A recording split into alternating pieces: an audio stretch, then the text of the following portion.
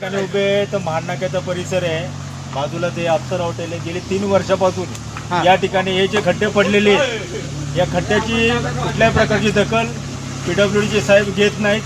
आता आपण पाठीमागच्या साईडला बघतो, हे कॉन्क्रिटीकरण गेल्या वर्षी पावसामध्ये या ठिकाणी हे कॉन्क्रीट टाकलं होतं, पण त्याच्यानंतर वर्षभर झालं या खड्ड्यामध्ये कुठल्याही प्रकारचा मलबा 3 वर्ष झाली किंवा या ठिकाणी डांबरीकरण झालेले नाही. हा महाबळेश्वर ते प्रतापगड हा 22 किलोमीटरचा घाट आहे आणि या घाटामध्ये अनेक पर्यटक येथून ये जा करत असतात. या रोडवरती कुठल्या प्रकारचं डिवायडर नाही, साईड पट्टे नाहीत. अशा प्रकारची ही शासनाची गचाळ कारकीर्द आपल्याला समोर दिसून येते आणि या ठिकाणी लाखो रुपयाचा पर्यटक करतात. पण आत्ता असणारे हे खड्डे हे नगरपालिकेच्या हद्दीमध्ये येत असतात, पण नगरपालिका या ठिकाणी कुठल्या प्रकारची दखल घेत नाहीत. पर्यटनाला एवढं सांगणं, जर तुम्ही पर्यटकांना चांगली सुविधा दिली तरच महाबळेश्वरचं पर्यटन वाढणार आहे, त्याच्यावरती भर पडणार आहे. शासनाने याकडे तातडीने लक्ष देऊन या ठिकाणी जे खड्डे पडलेले त्याची लवकरात लवकर भरून घ्यावी.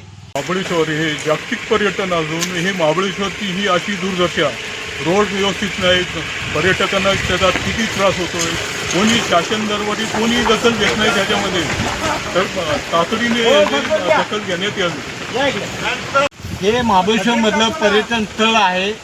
आम्ही मेटळे गावामध्ये नेहमी ये जा आमचा असतो. हे आम्ही 3 वर्षापासून हे खड्ड्याचं आम्ही हे अवेरात्री आम्ही जातो, बाईकवर जातो, ह्याच्यावर जातो. उद्या ह्यामध्ये काय जीवितहानी झाली तर ह्याला प्रशासन जबाबदार आहे का?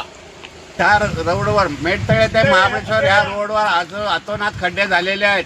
रात्रीच्या पावसाच्या ह्याच्यामुळे ॲक्सिडेंट पण होत आहेत, धोका भरपूर असतं आणि अशा खड्ड्यांमुळे 2 वर्षापासून 3 वर्षापासून हे खड्डे बुजवले जात नाहीत. वेळोवेळी त्यांना सुद्धा करून सुद्धा शासन इथे जागृत नाही आहे, तरी शासनाने याची दखल घ्यावी.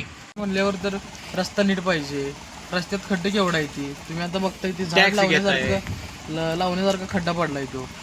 परवा येताना अंधार होता, धुकं होती, त्यात काहीच कळलं नाही. खड्डा माणसं असतील, गाडीत पोरं असते, ती केवढं निंबार लागते खड्डा.